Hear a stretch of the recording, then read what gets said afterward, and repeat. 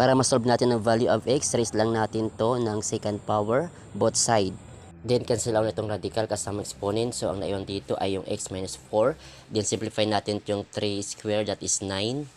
Isolate x, transpose itong negative 4 dito sa right side, that is positive 4.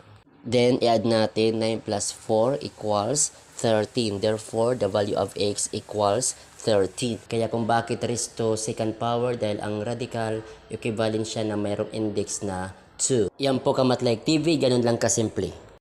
If you try this, ang given natin ay square root of 4x equals 2. Comment your answer.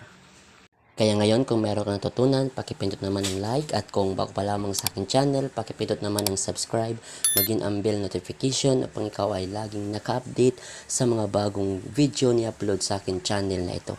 Maraming salamat po sa inyong panunood.